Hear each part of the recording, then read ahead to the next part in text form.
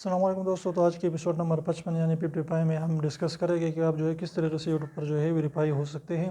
यानी जब भी आप किसी भी बंदे की जो है आपने जो जो जैसे भी किसी भी बंदे की वीडियो के नीचे जो है कमेंट कर दिया, तो उसके नीचे जो है आपका यूट्यूब चैनल के आगे जो है सर्टिक का नज़र आए, यानी इसका मतलब है कि आपका चैनल जो है वेरीफाइड है यूट्यूब से।